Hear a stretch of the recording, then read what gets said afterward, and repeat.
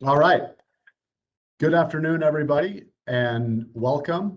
I want to thank you for taking the time today for our call on the importance of long-term care planning. The purpose of the call today is to really just educate us on the various aspects of long-term care planning and really to generate questions that will help us to focus our long-term care planning discussions here as we're going forward. I want to say that I'm really excited today to have one of the leading experts in the long-term care planning arena, Chad Irick. He's joining us today. Chad works for Ash Brokerage, and they've been a good partner to us and our firm here over the last 2 years as we've been working to help clients with more involved insurance needs and risk planning, et cetera. And Chad really spends most of his time traveling the country, educating people on long-term care planning, the various solutions that are out there, and really just understanding all that's involved in the various types of care and what that whole arena looks like. Chad's joining us today from Fort Wayne, Indiana. He's got 4 kids, believe it or not, which obviously makes him a much better parent than I am. But really great to have you with us today, Chad, and to walk us through. I know from our conversation a little bit earlier that it sounds like this seminar is the only thing standing between you and your wife and a trip to Hawaii. So we should go ahead and get started. So let me turn it on over to you. And thank you again for your time today.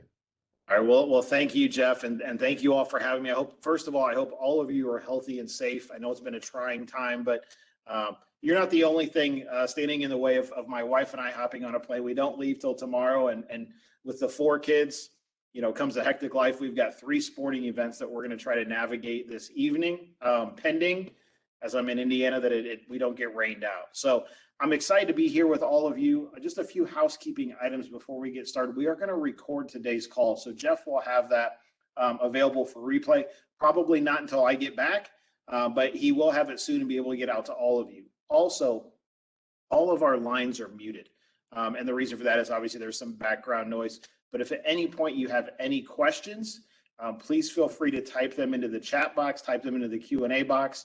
I promise if you happen to ask a question, I don't get to it right away, as I'm probably a little bit in a groove, but we definitely will get to that. So, with that, let's get started. So you're probably thinking, what are we going to talk about? We're talking about long-term care. What does that really mean? Well, we're going to cover 4 areas today. We're going to cover what is long-term care to help give you a little bit better perception of what that means. We're going to talk about why planning is important, and you're probably going to see some shocking information that comes up. Don't be discouraged.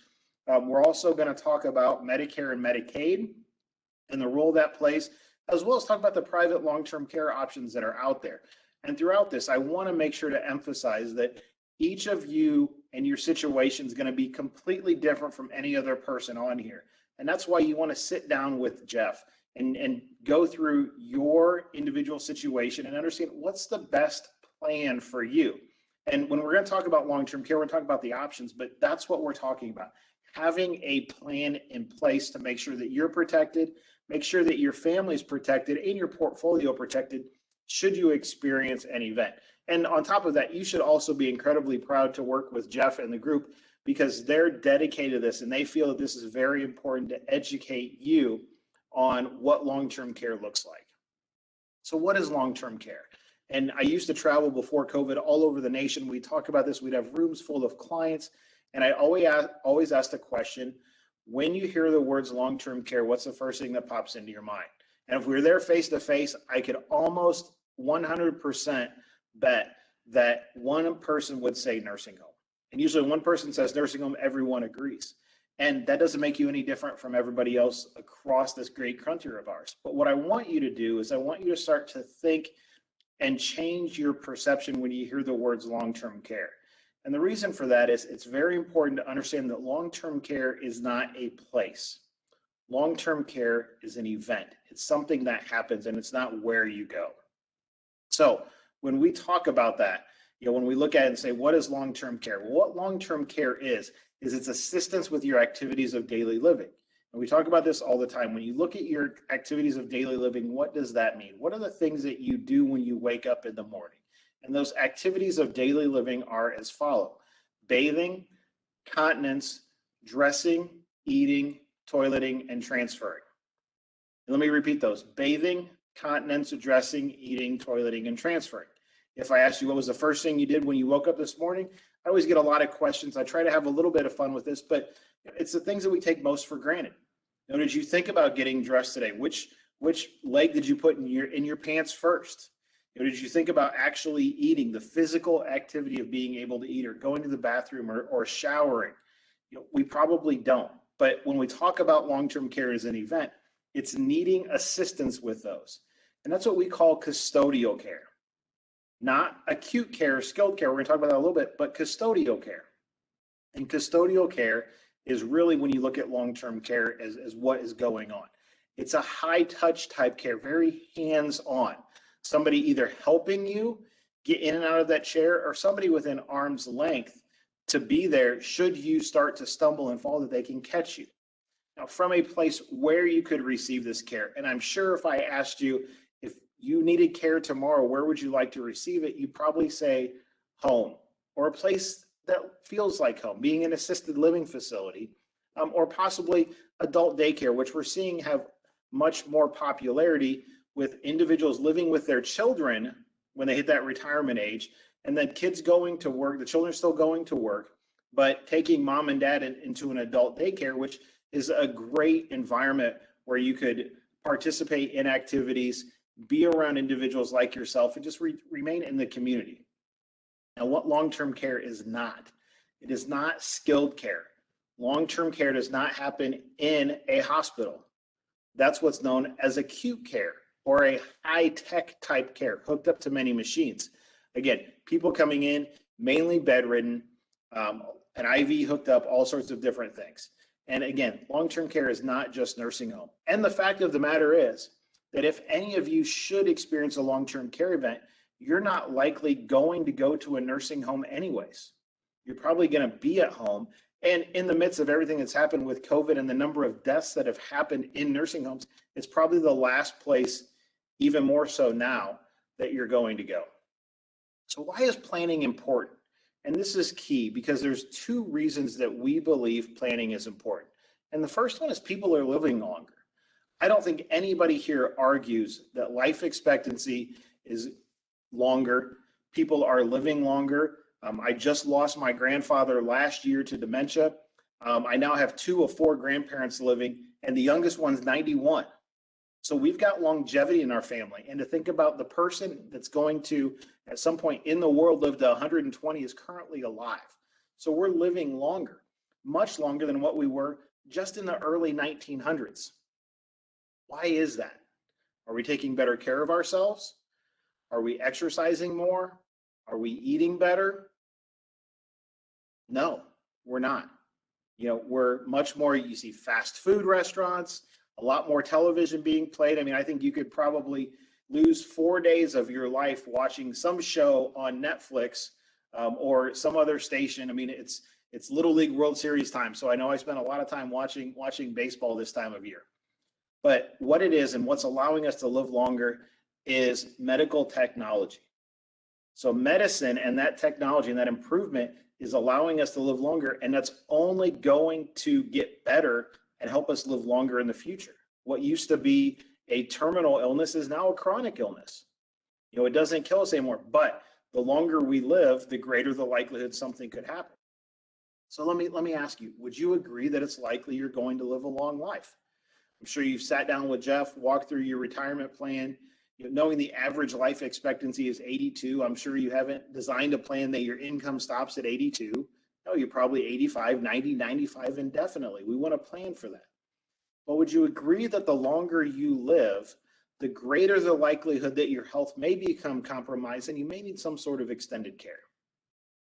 And then if you did need extended care, I'm not saying that you will, but if you did, would you agree that that would have serious, if not irreversible, consequences to those you love, emotionally, physically, and financially?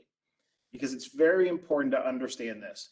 A long-term care event, when not supported with a proper plan, is much more devastating to the caregivers than to those receiving the care. And I've seen it happen in my family and my wife's family. My mother-in-law took care of her parents for 6 years. That family of 5 siblings almost hardly talks to each other at this point, let alone getting together. My mother took care of my grandmother and my grandfather. My grandfather passed away. My grandmother's in an assisted living facility. But the stress that it put on her during those 3 years of dealing with my grandfather fighting dementia and cancer almost killed her. You could see her physically and emotionally just wound down, while grandma and grandpa still got taken care of. So that's living long. Now, the second reason is long-term care is expensive. And it's expensive today. These are just national averages. 44 hours a week of home care is about $53,000. Now, when we look at that and say 44 hours, I would look and challenge that number that it'd probably be more closer to 88 hours or 90 hours of care. And then if you're in an assisted living facility, it's about 55,000, and a nursing home is about 131,000. Now, when you look at this, these can be overwhelming numbers. These are just national averages, but keep in mind that sometimes those numbers can change. Now, we're not talking about needing care today. We're talking about possibly needing care tomorrow into the future. So if we just look 15 years down the road on a national average, that home care for 44 hours is 105,000. But again, double that number. We're probably talking in excess of $200,000. An assisted living facility, 116,000, and a nursing home, 262,000. So again, I talked about that this is an average number, which means in my mind, that number is probably going to be significantly higher. But I don't want you to be overwhelmed by that. I don't want you to be discouraged. I definitely don't want you to fall into a shortened state of depression. But Jeff will help you to navigate that. Now, let's look at what a 3-year event would say, just with those numbers, 15 years down the road. The nursing home, almost $800,000 on average.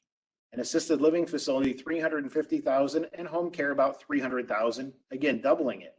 But where we talk about, not going to a nursing home, this alone is a reason to not go to a nursing home, knowing it's the most expensive type of care and not the best environment or most advantageous environment you want to be in. But again, this is the importance of planning, because not having a proper plan could devastate your finances.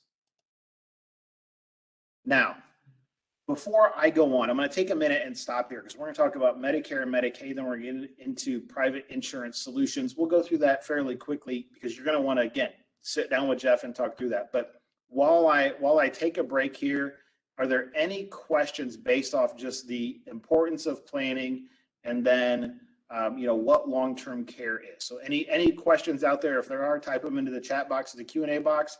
If we go about 10 seconds, don't see any, I'll go ahead and move forward with the next section.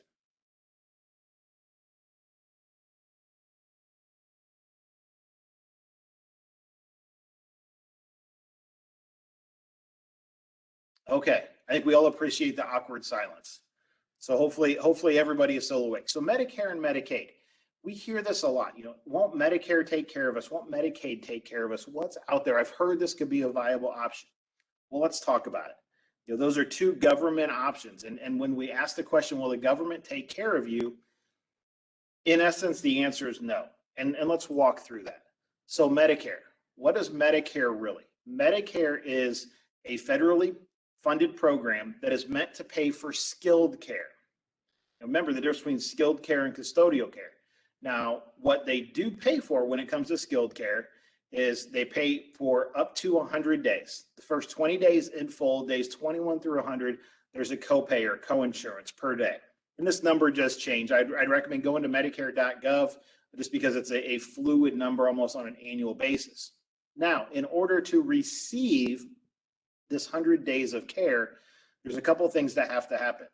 First, you have to be admitted to a hospital for 3 nights, not under observation, admitted, so an inpatient at that point. From that facility, you are likely going to go, from the hospital, you're likely going to go to a rehab facility. And in order to receive Medicare benefits, it has to be deemed by your physician that you're getting better. So there's a few things to look at here and a few concerns that we have. First of all, we're only talking about 100 days. And if any of you have experienced a family member or loved one that it had a long-term care event, it probably was longer than 100 days, right? I know mine was. I mentioned my mother-in-law and 6 years with her parents, my mom and 3 years with grandpa, and now, grandma's still living in assisted living facility. So that's one. The second part is having to get better. My grandfather never got better. And as we see more dementia and Alzheimer's, those are not typical recoverable situations. And most people don't recover from a long-term care event. So 100 days and recover. So probably not the best option. The next one's Medicaid. And we hear this a lot. What about Medicaid? I've heard this. There's Medicaid planning attorneys who are great people who really help people in times of crisis. And that's really where Medicaid comes in, when we maybe haven't done the proper planning. So Medicaid is essentially our social safety net. It's a federally funded, state-run program, and it's meant for the impoverished. Now, if you want to qualify for Medicaid, there's a few things you need to keep in mind. One, it requires a significant spending down of your assets. If you're a single individual, you may have to spend your assets down to under $20,000. If you're a married couple, maybe $120,000. And at the end of the day, if you need care and you try to qualify and spend down your assets for Medicaid and then pass away and your spouse is still living, $120,000 is not a lot to live on. So now we've got that. Well, what's a countable asset? We hear that a lot. Your qualified funds. And there's no way to shelter qualified funds. Your IRAs, your 401ks, you cannot shelter those. So you can't put them into a trust.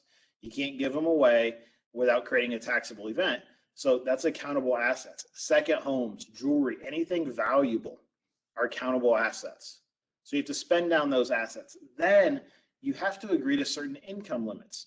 There's an asset test and an income limit for Medicaid. What that means is that if you're the one receiving Medicaid benefits, and by the way, you're going to be in a nursing home, but you're receiving Medicaid benefits, you may be able to only keep about $50 a month of your income. So you're going to have to allocate income to pay for care first, then Medicaid can come on top of it. Medicaid is subject to bed availability because it happens in a nursing home that if you're not already in the nursing home, they're not required to take you. They don't have to say, well, come on in, we'll put you in a bed. If they have a Medicaid bed, yes, but if they don't, they're not required. If you're already in a nursing home, they can't kick you out. But you're not going to be in a private room. You're going to have 2, if not 3 roommates. And it's usually in the understaffed part of the nursing home. And again, Medicaid isn't bad, but it's just not meant for certain individuals and probably not the plan that you want to have. If we want to try to qualify for Medicaid and be proactive and transfer assets, there's a 5-year look back period. And there's legislation, there's talk about making that look back period even further, meaning that if you transferred assets 3 years ago, try to qualify for Medicaid today, you're inside the 5-year window, meaning that essentially they're going to act like that transfer never happened, and you're going to have to fund the next 3 years worth of care before Medicaid starts paying. And we're seeing a lot more of this, that assets that have been sheltered or given away can actually be recovered after death. So I know now we're sitting here going, well, what are we going to do? It's really expensive. I'm not sure that I've got the plan for that. I'm not sure that I have the assets for that. And it doesn't look like the government's going to take care of me. Well, all hope isn't lost. That's where private long-term care options fit in. But I want to make sure that everybody understands this isn't about buying insurance. This is just education for you to understand what some of the options are at a very, very high level. And you want to sit down with Jeff and again, talk through your different situations. So before we get into the options that are available, I just want you to understand how long-term care insurance works. All qualified long-term care plan benefits are paid out income tax-free. They are not taxable income. And benefits are collected in 2 ways. Remember those activities of daily living, that you have to be unable to perform 2 of 6 of those activities of daily living, or we call them ADLs. And again, I'll go through them: bathing, continence, dressing, eating, toileting, and transferring.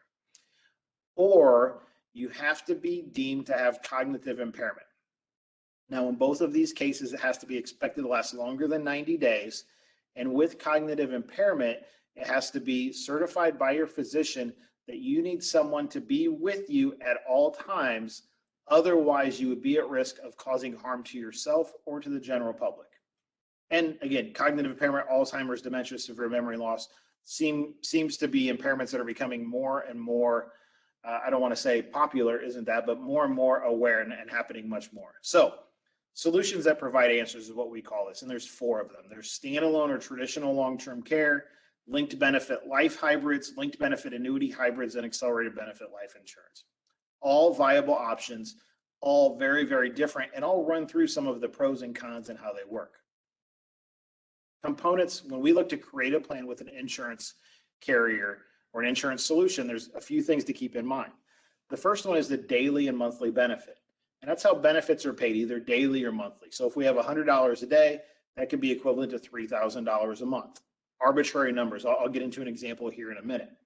The benefit period. How long would we like to receive benefits once we qualify? Not how long will it last from today.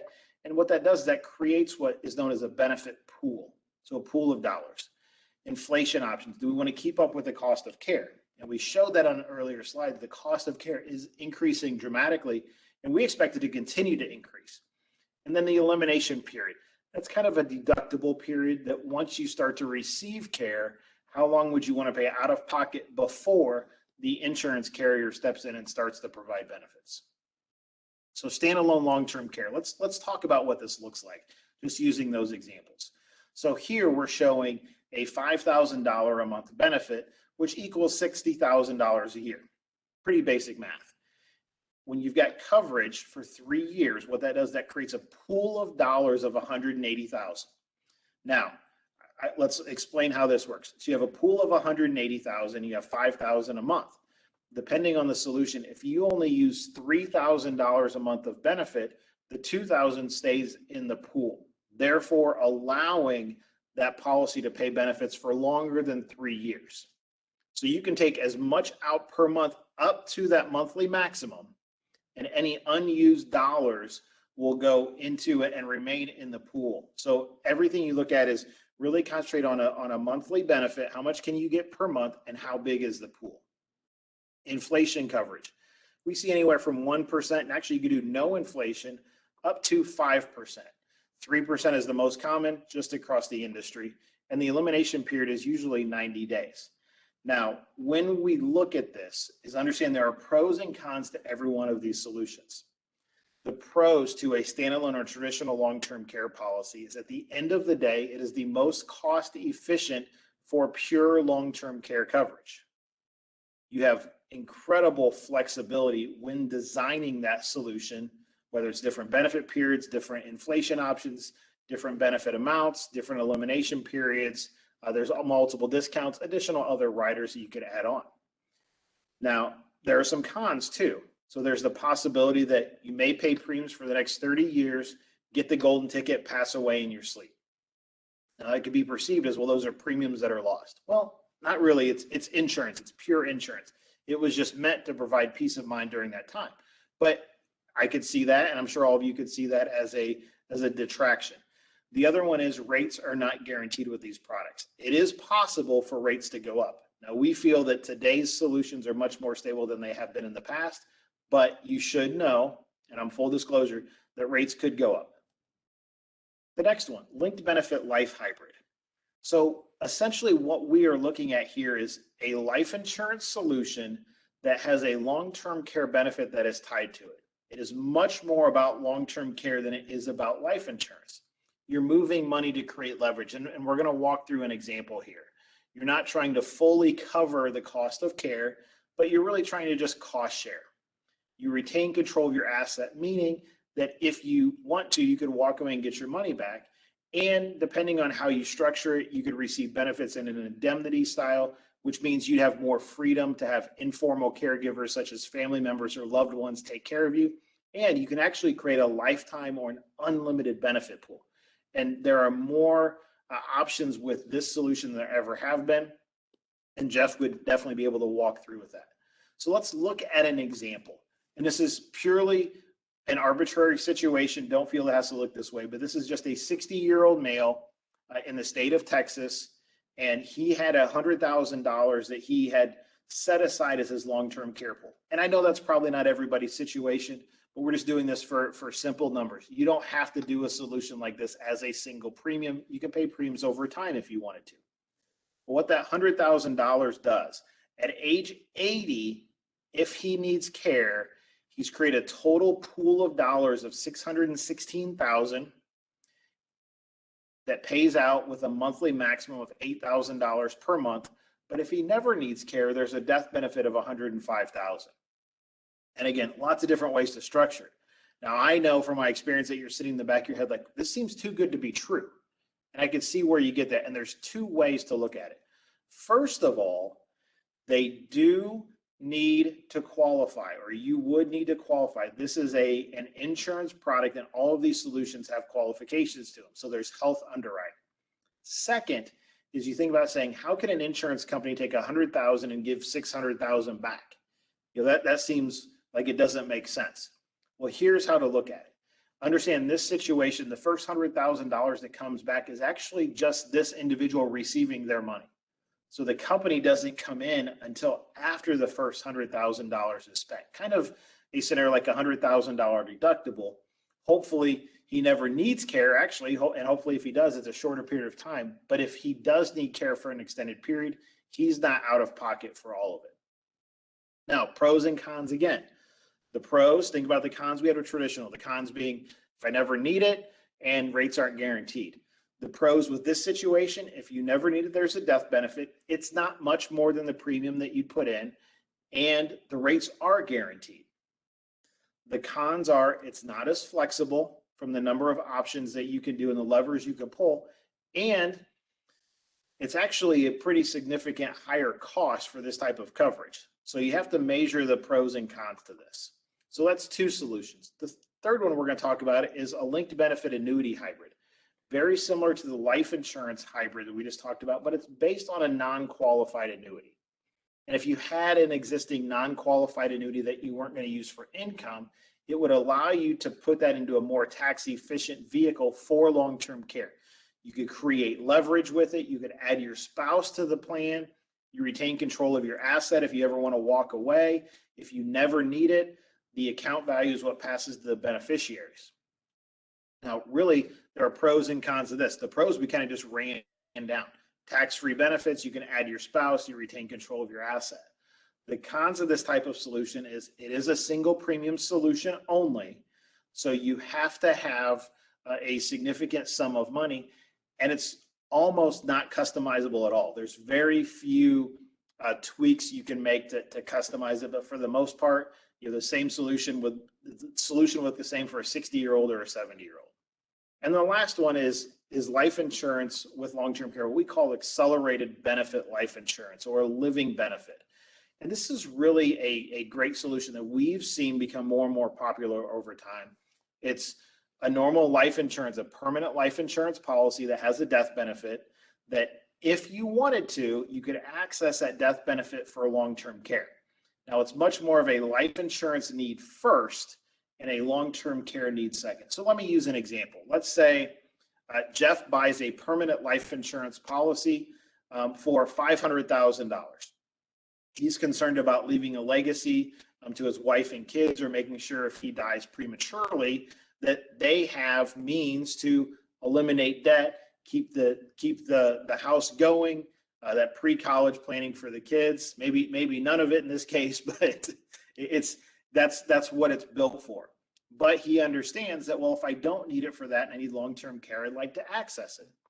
Great, you can definitely do that. In this case, we can put a rider on there that allows him to accelerate that death benefit for long-term care at 2% per month. So 2% of $500,000 is $10,000, meaning Jeff needs care. His wife is saying, well, we need to take care of him. We need to access this. Great. The insurance company will give his wife $10,000 per month to make sure Jeff is taken care of. Now, pros and cons to this. The pros are if you never need it, a much higher death benefit, in this case, that Jeff would pass to his family. And for the most part, the rates are guaranteed. The cons to this are you're not going to have that inflation coverage we talked about, not a lot of customization that's there, and you're having to buy a much higher death benefit to do proper planning down the road. Now, in saying this, all of these are viable options. And everyone's situation, as I mentioned in the beginning, is going to be completely different. So what I would recommend you do is find time, schedule with Jeff to sit down and walk through your individual situation.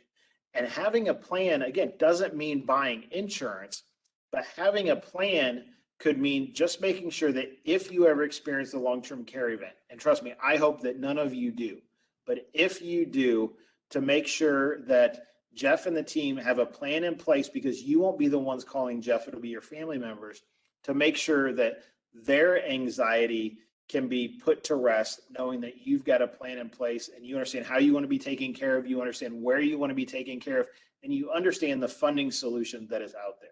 So I really appreciate everyone's time. Jeff, again, I appreciate you having us speak, and I will open it up in this case to any questions that anyone has.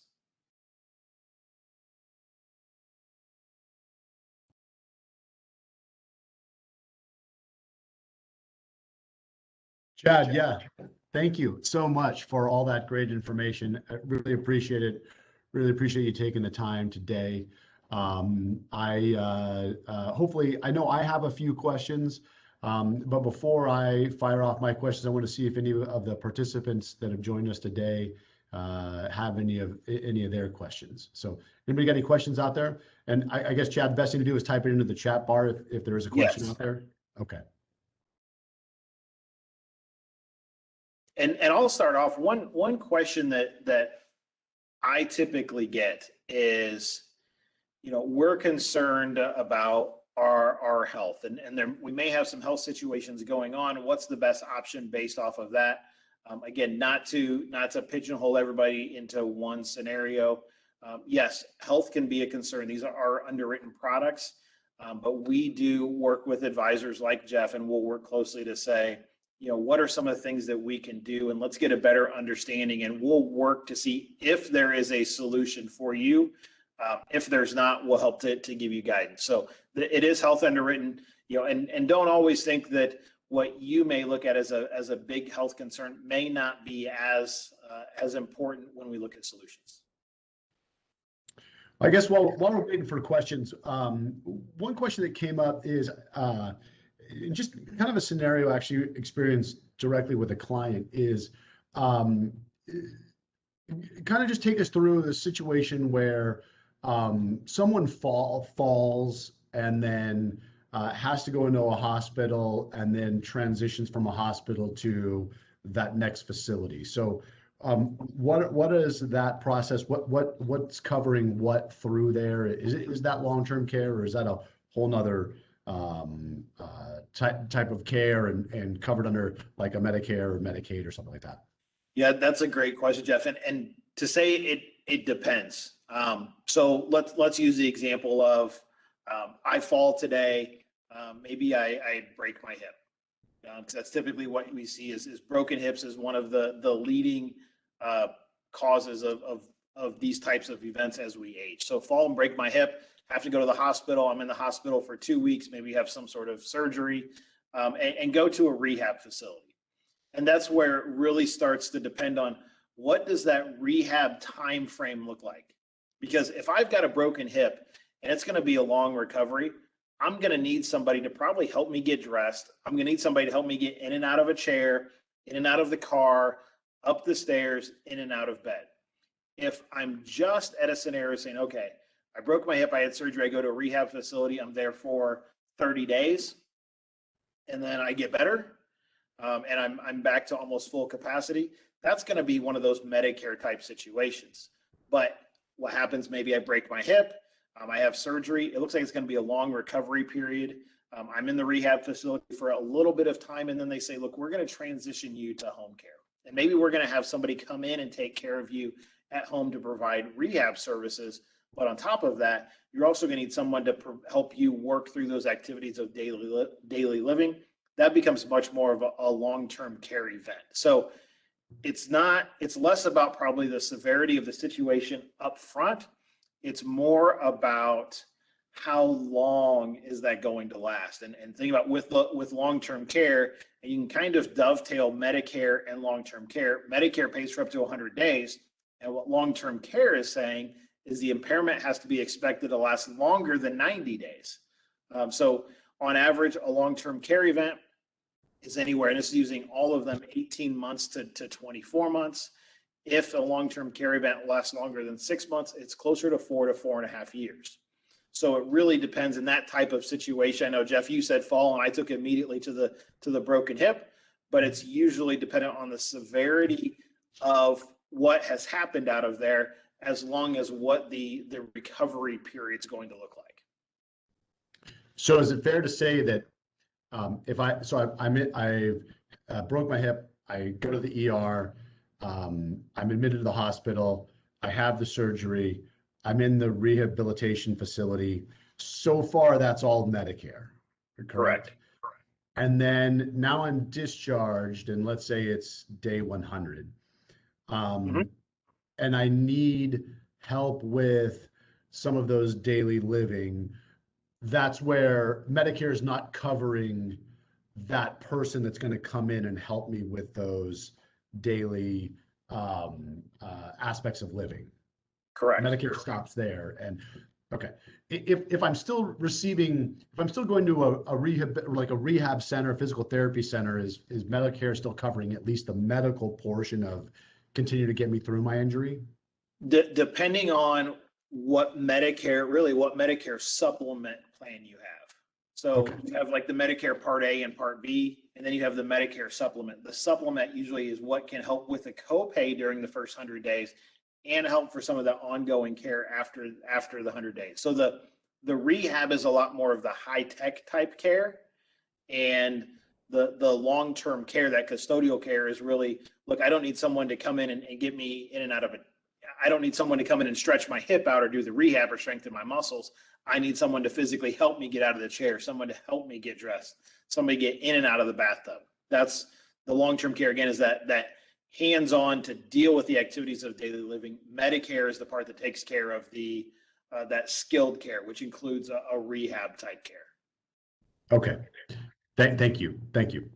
I really appreciate you sharing your direct experience that you've had with your family and some of the challenges that you all had as you were working through dealing with long-term care. I've seen firsthand, the amount of time and effort, and it's a lot of work to visit people and take care of people in their homes and that sort of thing. It seems like maybe that this is not just a discussion between client and advisor, or the clients and myself, but maybe more of a family decision. Is that and maybe discussions that need to be had at the family level too? Is that fair? And then if so, do you have any suggestions on how we as families, broach that subject? I definitely believe is that a conversation needs to be had at the family level, because everyone needs to be aware of the plan. I mean, using Jeff and picking on him as an example. I mean, I know his kids are younger at 11 and 8 at that point, but sometimes parents think, well, the kids are going to take care of them, and the kids are like, I'm not taking care of mom and dad. And we are kind of nuclear style families, and we're all over the place at this point, right? People don't live in that same town down the street from mom and dad, or very rarely do. So it is much more, I think, as a family conversation, everybody getting on the same page. Now, I've been in the business for a long time, and I may be a little bit more blunt with people, but I've brought it up to my family directly. I'm like, look, if this happens, what are you guys going to do? And I've made it very clear. I'll use my in-laws as an example, because my wife is the closest of her 2 siblings, and it's always the closest one that's going to have to take care of them. But I've told my in-laws who live an hour and a half away, I said, look, if you need care and you're in your 70s, who do you think is going to do it? We have children right now, and Rachel will not be driving an hour and a half every day to take care of you. You guys need to start making plans that if it should happen, or understand if it doesn't, you're not going to be the ones able to make that decision anymore. And we're going to have to take and make those decisions ourselves. and it may not be what you want. But it's sometimes as simple as I've said to my father-in-law, Dad, I love you. I call you Dad, but you need to know that we want you to be taken care of, and hopefully it never happens. But if you don't have a plan, it's probably going to severely disrupt the family. And I'm telling him, because I'm saying you need to worry about your kid. Don't worry about me, because I tell him I love you. I won't be taking care of you. But if my wife is, or one of her sister is, or maybe her brother is, you need to understand what's going to happen there. But it is very hard for people to actually look at this with a bit of humility and say we need to do something. None of us like to ever think about being in that type of world. We can't see ourselves bedridden, and that's what's hard. But I think you have to bring it up, and this comes up a lot more around the holidays when people are around each other. But planning, I tell people this is a planning solution that is a letter of love that allows your family to continue to be your children and not to have to be your caregivers. I thank you. I appreciate that. I know, we in the planning process sometimes have a lot of, let's at least say, awkward conversations. But I think that's an important one to have. So I really appreciate your perspective on that. I think it's really great too that your father-in-law let you call him Dad. Mine said I couldn't. You used a couple of terms in there, nursing home, assisted living facility, et cetera. Are those terms synonymous, or is there a difference between those two types of facilities? And then there's also the facility where, that are not really 55 plus, but like older communities where someone's got like a room themselves, and they're getting themselves in and out and down to dinner and lunches and those sorts of facilities. So is that all potentially long-term care? I know you said it's more of a facility, not more of an event than a facility. So so there's a couple things there. One, you've got a skilled nursing facility, nursing home. I think we could all probably close our eyes and picture being inside of a nursing home. It's a hallway with rooms just like this, typically doors open. There's a nurse's station. Or you have assisted living facilities. And assisted living facilities are really kind of apartment buildings for that 55, 60 plus. That, my grandmother is in one. She's got a 1-bedroom apartment. It's about 450 square feet. It's got a kitchenette. But she's in that same scenario like you're saying, Jeff. She can go down for dinner.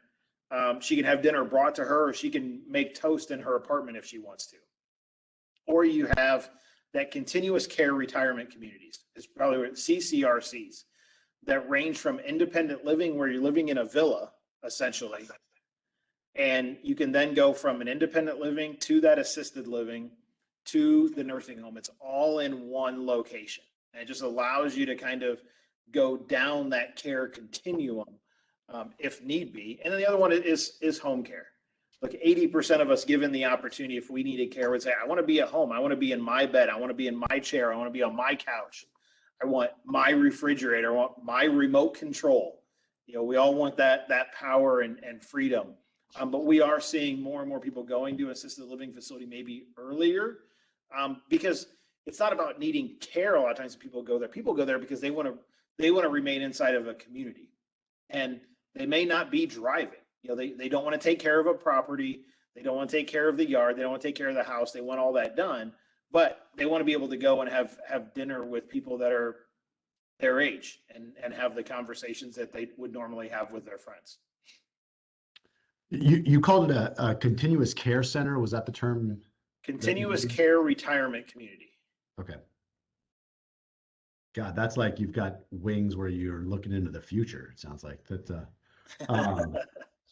Okay. Apartment still independent. Okay. I think those are the questions I have. Again, I really want to thank you for your time, Chad. If there's no other questions from the group, again, thank you everybody for joining us today. What I envision as the next steps here, again, I mentioned that this was at the outset mostly for education and really for generating thought and questions. That's really what the whole planning process is in general, is really just a big thought exercise.